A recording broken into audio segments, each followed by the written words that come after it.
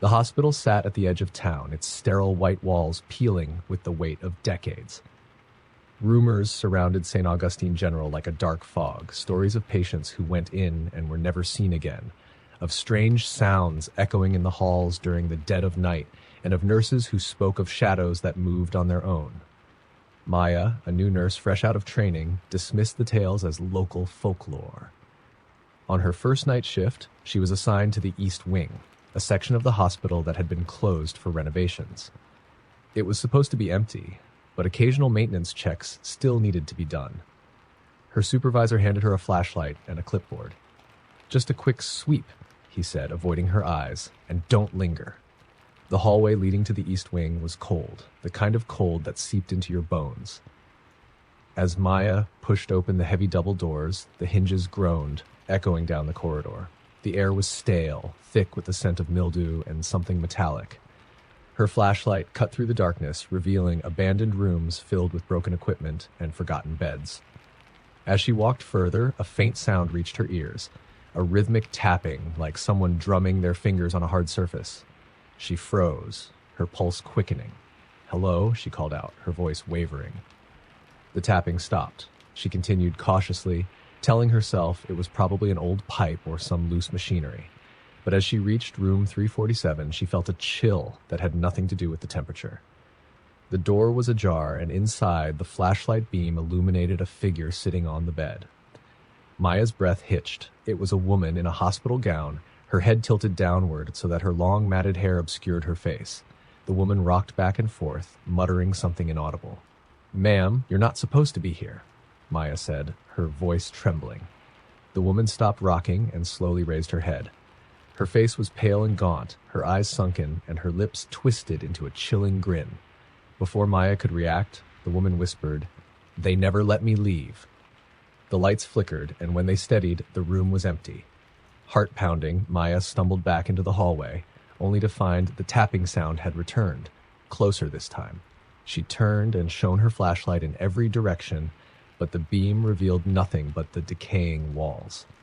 As she reached the stairwell to leave, she heard a voice from behind her, low and raspy. "Stay." Whipping around, she found herself face to face with the same woman, now inches away. The woman's hands shot out, clawing at Maya's uniform. Maya screamed and shoved her away, bolting down the stairs 2 steps at a time. When she burst back into the main wing, she was met with confused looks from her colleagues. "What happened?" one of them asked, but Maya couldn't speak. She handed over the clipboard with trembling hands and pointed to the East Wing. Her supervisor frowned. "Maya, the East Wing was sealed off 10 years ago after a fire. Nobody's been in there since." "But," Maya stammered, her voice barely of a whisper, "I saw someone." Her supervisor's expression darkened. "You're not the first, but you should be the last." Maya quit the next day. Months later, St. Augustine General was demolished. But to this day, locals claim that at night, if you stand where the hospital once was, you can still hear the tapping. And if you listen closely, you might hear a woman's voice whisper, "They never let me leave." Story number 2. Late one stormy night, deep in the rural hills of Pennsylvania, Briarwood Medical Center stood as a beacon of supposed hope. Decades old, the hospital's labyrinthine hallways and dimly lit corners had witnessed more than their share of strange occurrences. But the story that haunted its very foundation was one few dared to whisper. It was the legend of Room 6B. The room had been sealed off for years, its door bolted shut with heavy chains, the number plate tarnished and rusting. The official reason given was a structural issue, but anyone who worked at Briarwood long enough knew the truth. Something evil had happened in there, something that couldn't be explained. Mara, a traveling nurse filling in for an understaffed ER shift, didn't believe in ghost stories. That was until she saw the memo on her first night.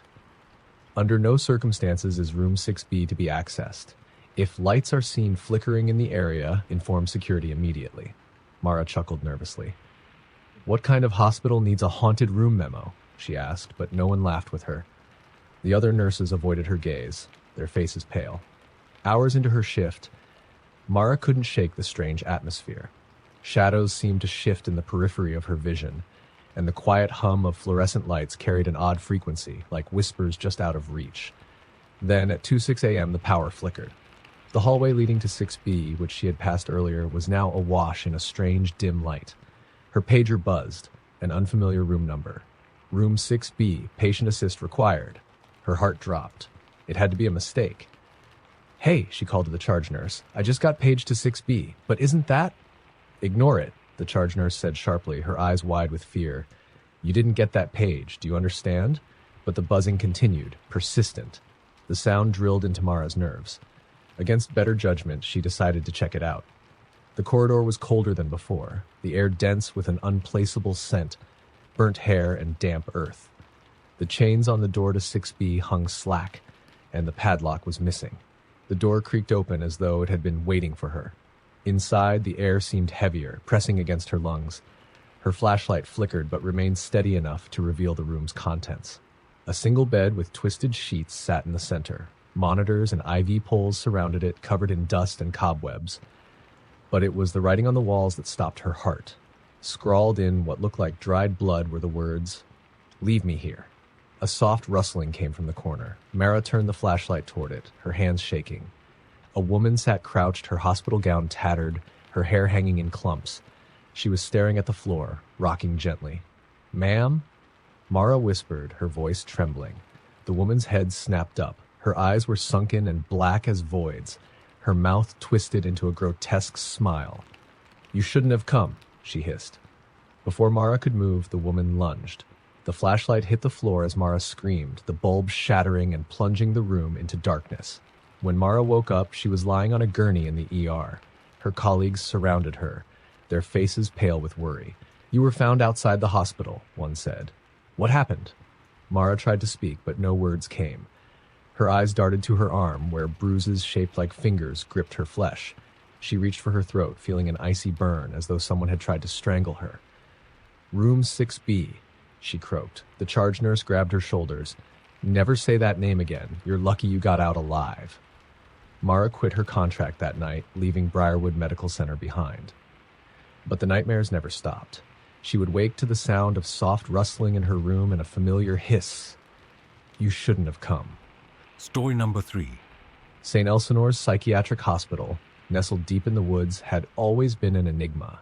It was a sprawling facility that seemed to breathe with its own sinister life. Many who entered its doors didn't leave the same or at all. But the most unsettling part of the hospital was an abandoned section known as the Blackout Ward. The ward had been closed after a mass incident decades ago. According to the fragmented records, the patients in that wing, 23 of them, had all gone silent on the same night, refusing to speak, eat, or respond. They sat in the dark, their eyes wide, staring at the corners of their rooms. Days later, they began to die, one by one, with no clear cause. The final patient was found clawing at the walls, repeating a single phrase, "The dark sees you." By the time the staff found him, he was already gone. Catherine, a night shift nurse new to the hospital, had heard the stories but dismissed them as exaggerated gossip. That was until her third shift when a storm knocked out the power. The generator sputtered to life, but parts of the hospital remained eerily dark. Her supervisor, a wiry older man with a perpetually furrowed brow, handed her a flashlight. "I need you to check the east wing," he said. "Make sure no one's wandered into the wrong area." "You mean the blackout ward?" Catherine asked, her tone half joking. His expression didn't change. "Just do it, and be quick." Catherine hesitated but complied. She made her way down the narrow corridors, the beam of her flashlight barely cutting through the oppressive darkness. The hospital seemed quieter than usual, the hum of machines replaced by an unsettling silence. As she approached the east wing, the air grew colder. Her flashlight flickered briefly, and she slapped it against her palm. When it steadied, she saw the sign, Ward C, restricted access. The chain across the doors hung loose, the padlock missing. The door creaked open. The first thing Catherine noticed was the smell, stale, musty, and faintly metallic. The rooms were empty, the beds stripped bare, but the walls were covered in scratches, like someone had tried to claw their way out. "Hello?" she called, her voice echoing unnaturally. The sound of shuffling footsteps came from further down the hallway. She froze, her heart pounding. "Is someone there?" she asked, trying to keep her voice steady. The footsteps stopped. She stepped cautiously into the corridor, her flashlight trembling in her grip. The beam landed on a figure standing at the far end. It was a man in a hospital gown, his back to her, swaying slightly. "Sir, you're not supposed to be here," Catherine said, taking a step closer. "Let me help you get back to your room." The man didn't respond. As she approached, she noticed something was wrong. His head was cocked at an unnatural angle, and his shoulders twitched erratically. Her instincts screamed at her to turn back, but she couldn't leave him there. "Sir, please." The man spun around, and Catherine's breath caught in her throat. His eyes were pitch black, his mouth twisted into a grotesque smile that stretched too far. His skin was gray, his veins dark and pulsing. "The dark sees you," he whispered. The lights flickered, and when they stabilized, he was gone. But the whispers remained, growing louder, overlapping, filling the corridor. They seemed to come from everywhere and nowhere all at once. Catherine turned to run, but slammed into something solid. A hand clamped onto her wrist. It was another figure, a woman this time, with the same black eyes and unnatural grin. Her grip was cold, like ice. "Stay," the woman said, her voice low and guttural. Catherine yanked her arm free and bolted, her flashlight bouncing wildly. She didn't stop until she reached the main wing, gasping for air as she stumbled into the light. Her supervisor looked up from his desk, his face pale. "You went in there, didn't you?" "It wasn't empty," Catherine stammered. "There were." "Don't," he interrupted sharply. "Just don't. Go home. Now." Catherine never returned to St. Elsinore's. She couldn't sleep for weeks, haunted by the memory of those black eyes and the whispered phrase, "The dark sees you." But the worst came months later, when she was home alone during a power outage. As the darkness enveloped her, she heard it. Faint at first, but unmistakable. "The dark sees you." Story number 4. Red Pine Community Hospital was always short-staffed, so third-shift rotations often felt like a ghost town. The dim lighting, the distant hum of machines, and the way the long hallways seemed to stretch endlessly, it was enough to make even the most seasoned staff uneasy. But no place in the hospital was more dreaded than the basement. The basement housed old medical records, disused equipment, and, most notably, the hospital morgue. New hires were warned, avoid the basement unless absolutely necessary, especially after midnight. Sarah, a recent nursing graduate, shrugged off the warnings. She had heard enough spooky tales during her internships to know that hospital workers loved a good ghost story. So, when a doctor asked her to retrieve some old patient files from the basement storage, she volunteered without hesitation. The elevator ride down was uneventful, though she noticed a faint, metallic tang in the air as the doors opened. The basement was colder than she expected, and her footsteps echoed against the concrete walls. The fluorescent lights overhead flickered intermittently, casting shadows that danced unnervingly along the hallway. The records room was at the far end of the corridor, just past the morgue. As Sarah walked by, she felt a chill run down her spine. She glanced at the morgue door, which was slightly ajar, and quickened her pace. Inside the records room, Sarah found the files she needed and was just about to leave when she heard it, a soft, rhythmic tapping coming from the hallway. "Hello," she called out, her voice barely above a whisper. The tapping stopped. She stepped into the hallway, her heart pounding. It was empty, but something felt wrong. The air was heavier now, pressing against her chest. As she turned to head back to the elevator, she saw it, someone standing at the end of the hallway near the morgue. It was a man in a hospital gown, his head bowed, his hands hanging limply at his sides. "Sir, you're not supposed to be down here," Sarah said, her voice trembling. The man didn't move. Sarah took a hesitant step forward. "Are you lost? Do you need help?" Slowly, the man raised his head. His face was pale, his eyes wide and glassy, and his mouth twisted into an unsettling grin.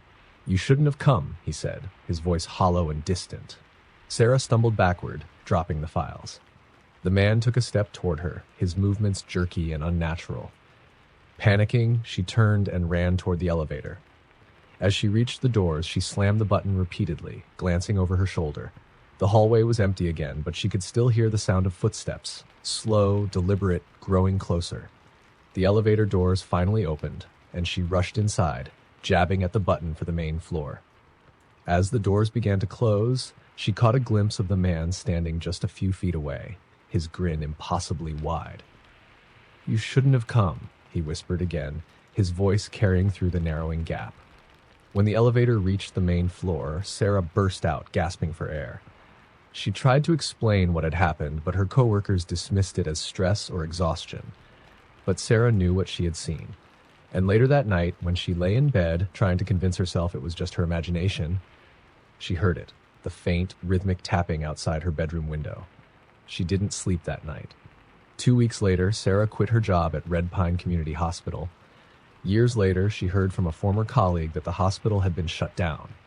They said it was due to structural issues, but Sarah knew better. Even now, she sometimes wakes in the middle of the night, heart racing, convinced she hears footsteps in the hallway outside her bedroom. Story number 5. It was Chloe's third week working the night shift at Brookfield General, a hospital known for its sprawling, outdated design. The building had been expanded and renovated so many times over the decades that it was easy to get lost in the maze of hallways and wards. But Chloe had a good sense of direction and a knack for staying calm under pressure, qualities that made her a favorite among the staff. One rainy night, around 3 a.m., Chloe was updating charts at the nurse's station when an elderly woman appeared at the desk. She was frail, her hospital gown hanging loosely off her thin frame, and her face was etched with lines of worry. "Excuse me," the woman said softly. "I can't find my husband. He's in room 716. Could you help me?" Chloe frowned. The name tags on the woman's wrist confirmed she was a patient from the rehab wing, but there was no room 716. The hospital only went up to the 6th floor. "Are you sure it's 716? Chloe asked gently. "Yes," the woman insisted, her voice trembling. "He's waiting for me." Thinking the woman might be confused, Chloe decided to help her back to her room. But as they entered the elevator, the woman pressed the button for the 7th floor with surprising force. The elevator jolted upward, and to Chloe's shock, the digital display above the doors blinked past 6 and stopped at 7. The doors opened to reveal a dimly lit hallway. The air was thick and damp, carrying an unpleasant metallic scent. The walls were bare, the paint peeling in long, curling strips, and the floor was lined with an uneven checkered tile that didn't match the rest of the hospital's design. "Ma'am, I think we need to go back downstairs," Chloe said, her voice faltering. But the woman stepped out, her frail body suddenly moving with an unnerving certainty.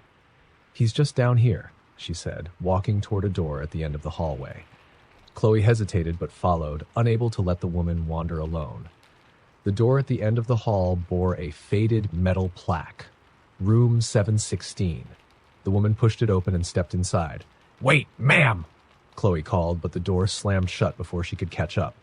When Chloe tried to open it, the handle was icy cold and the door wouldn't budge. She banged on it, calling for the woman, but there was no answer. Then she heard it, a faint, low whispering, like a chorus of voices just beyond the door. Her skin prickled as the whispers grew louder, more distinct. "They're watching," the voices murmured. "Always watching." Chloe backed away, her pulse hammering. Suddenly the lights in the hallway flickered and went out, plunging her into complete darkness.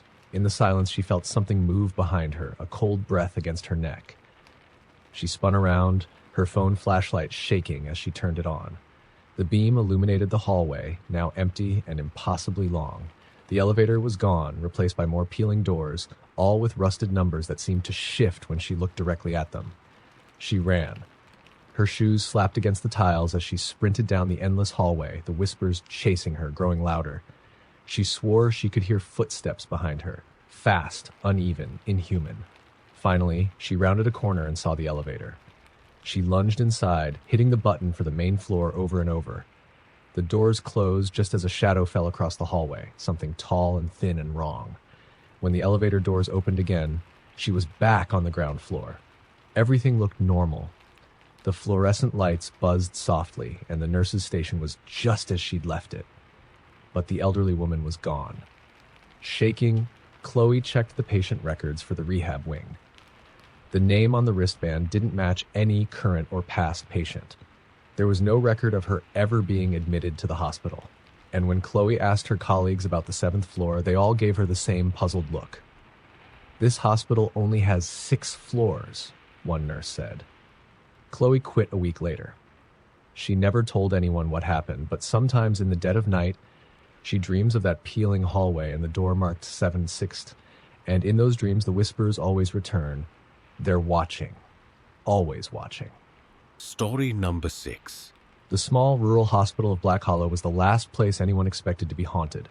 It was old, yes, with creaking floors and dim lighting, but it had always been a quiet, uneventful place.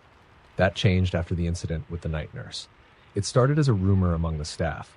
Stories of a nurse who appeared only during the graveyard shift, dressed in an outdated uniform, her face pale and expressionless. No one knew her name, and she wasn't on the payroll. Probably a prank or someone from the archives messing with us, Ben, the night security guard, said when Chloe, a young nurse on her first shift, asked about it. But if you see her, don't talk to her. Just let her be.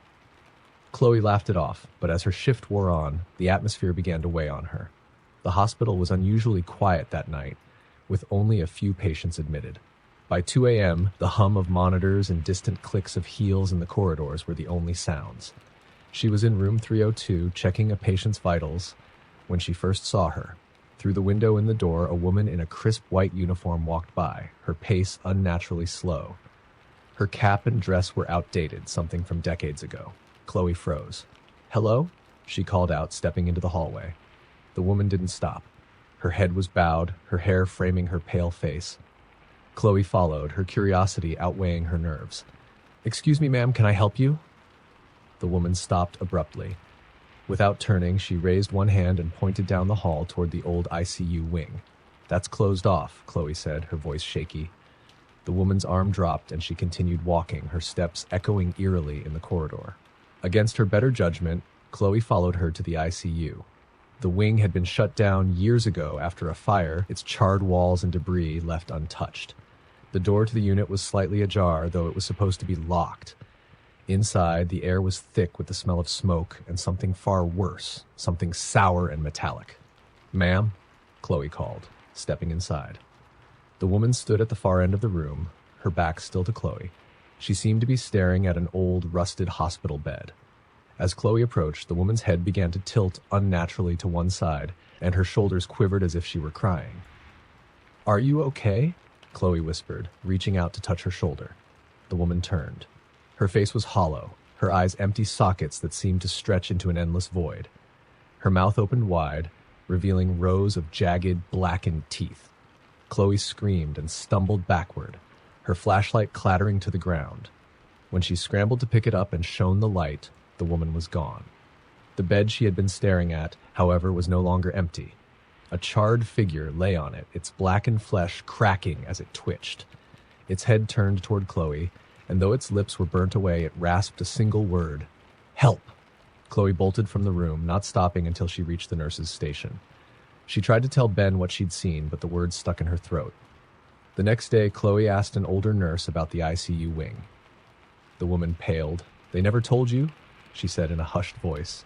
"The fire started because of her, the night nurse. She was overworked, fell asleep while sterilizing equipment. A patient died in the fire, and she locked herself in the room afterward. They found her body days later." Chloe's stomach churned. "So, the stories are true?" The older nurse nodded. "She's still looking for the patient she lost, and sometimes she finds others instead." Chloe never worked another night shift at Black Hollow, but every now and then, she sees flashes of white in her peripheral vision, or hears the soft click of heels in an empty hallway. And when she's alone in the dark, she swears she can hear a voice whispering from nowhere and everywhere at once: "Help!" Story number 7. East Ridge Medical Center was known for two things: its state-of-the-art trauma unit and its mysterious Room 403. Though the room appeared ordinary, a standard hospital room with a bed, monitors, and a window overlooking the parking lot, it had a reputation that sent shivers through the staff. Patients assigned to 403 frequently complained of strange occurrences: whispers in the night, shadows shifting in the corners, and an overwhelming sense of dread. Most of these complaints were dismissed as delusions from illness or medication, but the staff knew better. Room 403 was different. Maya, a no-nonsense night shift nurse, prided herself on being practical. She didn't believe in ghosts, curses, or urban legends.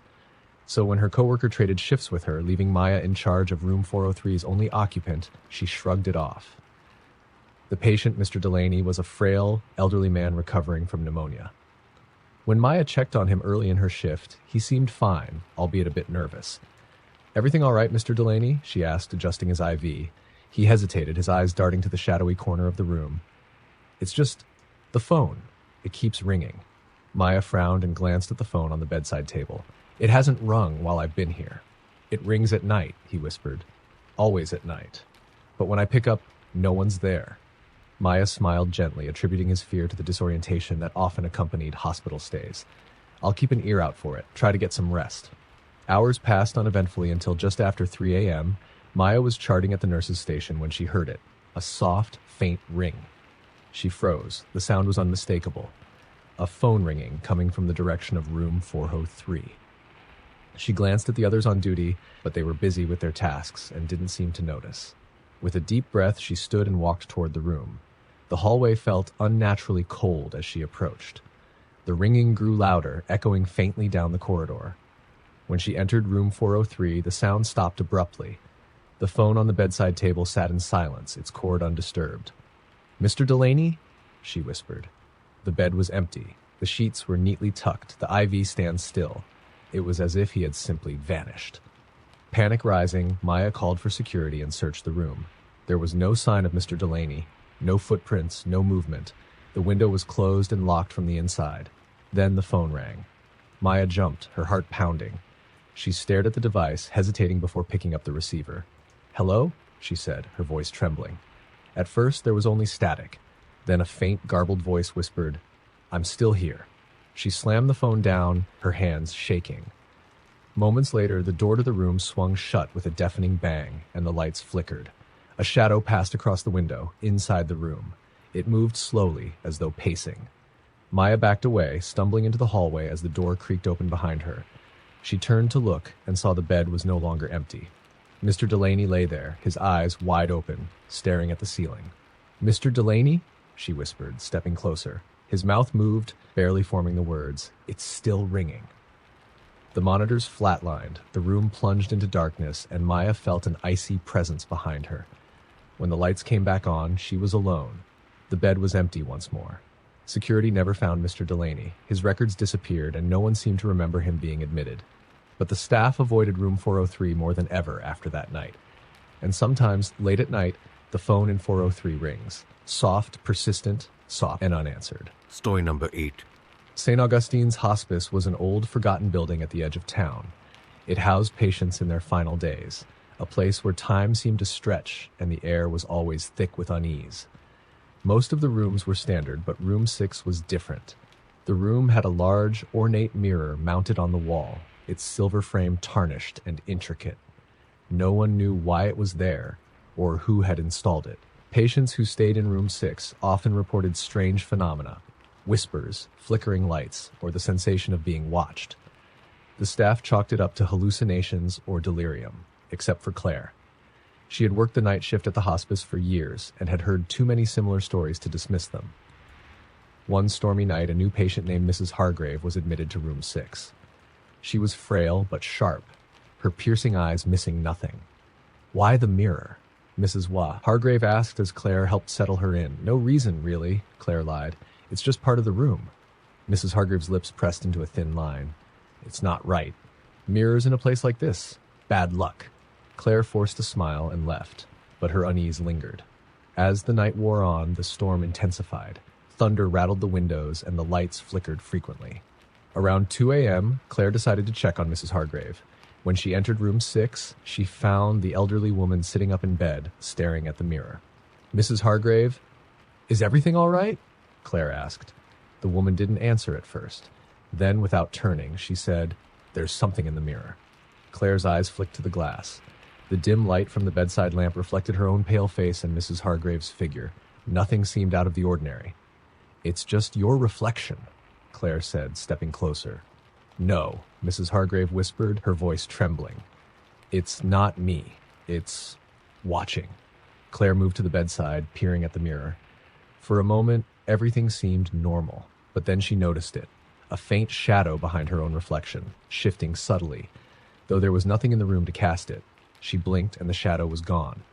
"I'll cover it up," Claire said quickly, grabbing a sheet. As she threw the sheet over the mirror, the lights went out, plunging the room into darkness. Claire fumbled for her flashlight, her pulse racing. When she clicked it on, the beam illuminated Mrs. Hargrave's face, twisted in terror as she stared at the now covered mirror. "It's still there," the woman gasped. "It's in the room now." A low, guttural noise emanated from the corner of the room, sending a chill down Claire's spine. She swung the flashlight around, but the beam revealed only the empty corner and the peeling wallpaper. The sound grew louder, like a wet, raspy breath. Then the sheet covering the mirror began to move, as if something behind it was pressing against the fabric. Claire grabbed Mrs. Hargrave's hand. "We're leaving," she said, pulling the woman from the bed. As they reached the doorway, the sheet slipped from the mirror. Claire couldn't stop herself from looking back. The reflection in the mirror was wrong. The room was there, but it was twisted and decayed, as if reflecting some other version of reality. And in the center of the mirror stood a tall, thin figure with hollow eyes, its bony hand pressed against the glass. It smiled, a slow, unnatural stretch of its lips. Claire slammed the door shut and raced down the hall with Mrs. Hargrave. By morning, room 6 was empty. The mirror had shattered during the night, shards littering the floor, each reflecting distorted, horrifying images of faces that weren't there. The hospice staff sealed off room 6, claiming it was due to structural issues. Claire quit the next day and Mrs. Hargrave was moved to another facility. But even after leaving St. Augustine's, Claire couldn't escape the feeling of being watched. Sometimes, in quiet moments, she'd catch her reflection moving just a little too slowly, or not at all. Story number 9. The South Haven General ER was notorious for its long wait times. Patients and visitors alike grumbled about the endless hours spent in the sterile, fluorescent-lit waiting room. But the night shift staff knew something else about the room, something they didn't dare share. Once in a while, someone would go missing from it. It wasn't common, just enough to slip by unnoticed. A name would disappear from the sign-in sheet, or someone waiting alone would no longer be there when called. The cameras, of course, never caught anything strange. Liz, a new nurse, didn't believe the rumors. To her, the missing patients were just clerical errors or people who left in frustration. That is, until the night of the storm. The ER was unusually quiet for a Friday. The rain lashed against the windows and thunder rumbled in the distance. Liz was restocking supplies when she saw the charge nurse, Denise, staring at the security monitors. "What's up?" Liz asked, leaning over her shoulder. Denise's face was pale. She pointed to the waiting room feed. There, in the corner of the room, sat a man in an old-fashioned suit. His back was to the camera, and his head was bowed as if he were sleeping. "That guy's been there since 9 p.m., Denise said. "Hasn't moved, no name on the log, nothing." Liz frowned. "Did anyone check on him?" Denise shook her head. "I'm not going in there." Rolling her eyes, Liz grabbed her clipboard and headed to the waiting room. The moment she stepped inside, the air felt heavier. The room, usually buzzing with noise, was eerily silent. The man in the suit was still seated, unmoving. "Sir?" Liz called out, walking closer. He didn't respond. She stopped a few feet away and tried again, her voice firm. "Sir, are you all right?" Slowly, the man raised his head, revealing a pale, gaunt face with sunken eyes. His lips moved, but no sound came out. Liz took a step closer, her instincts telling her something was deeply wrong. "Do you need help?" The man's mouth opened wider, and this time Liz heard it. A faint, garbled whisper that didn't sound like it came from him. It was more like dozens of voices, overlapping and indistinct, spilling from his open mouth. She froze, her heart pounding. The man's head jerked unnaturally toward her, and his hollow eyes locked onto hers. "Leave," he said, his voice a distorted echo. Liz stumbled back, her breath caught in her throat. The man stood, towering over her. He pointed to the far corner of the room, where the shadows seemed darker, deeper. Before Liz could react, the lights in the waiting room flickered, and the man disappeared. She ran back to the nurse's station, gasping. "He's gone," she said to Denise. Denise's face was grim. "Check the log," she said quietly. Liz flipped through the sign-in sheet. There was no record of the man. She glanced at the security feed. The waiting room was empty now, but the corner where the man had been sitting seemed off. The shadows there didn't shift with the flickering lights. The rest of the night passed uneventfully, but Liz couldn't shake the encounter.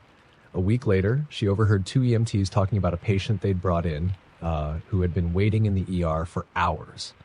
They'd returned to check on him, only to find the corner seat empty, with no sign he'd ever been there.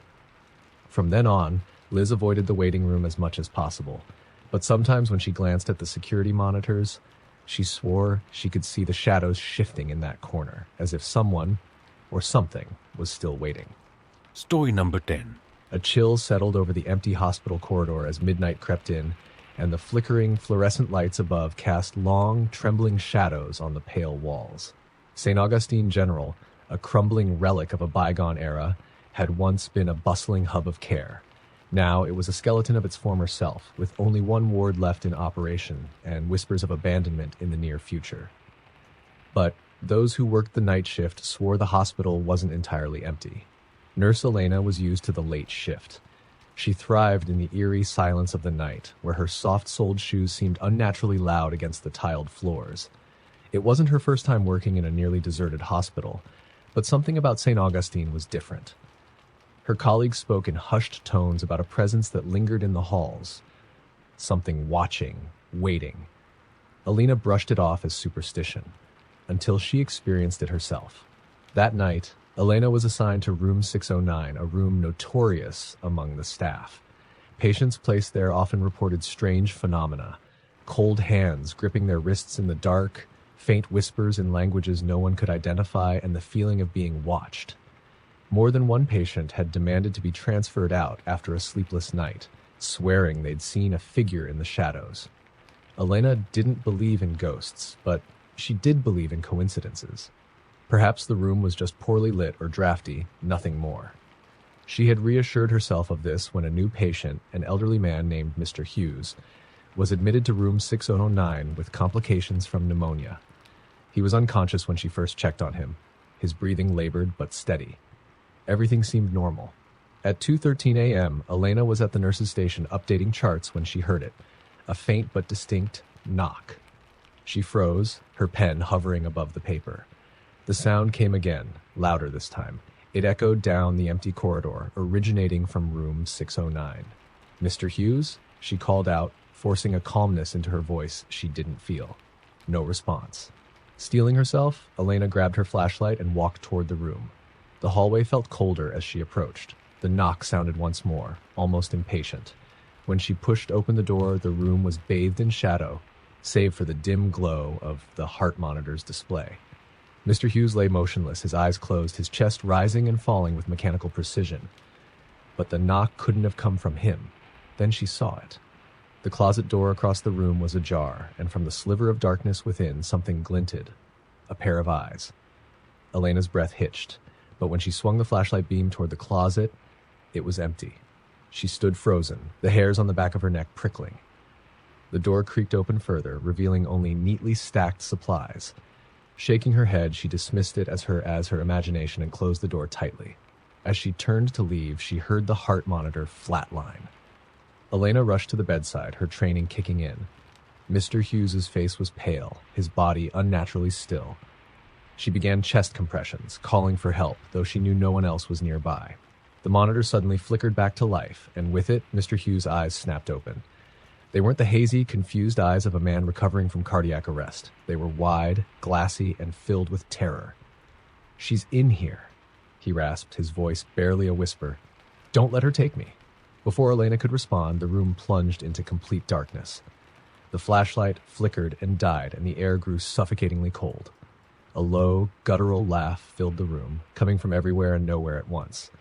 Elena felt a hand, ice-cold and inhuman, close around her wrist. She screamed, flailing in the dark, but her hand passed through empty air. The lights flickered back on, and the room was silent again. Mr. Hughes was unconscious, his heart monitor beeping steadily as though nothing had happened. Trembling, Elena backed out of the room and bolted to the nurse's station. The security footage from that night revealed nothing unusual, just Elena standing in the darkened room, her flashlight scanning empty corners. But when she checked her wrist later, a faint bruised handprint remained, colder than the rest of her skin. Elena handed in her resignation the next day.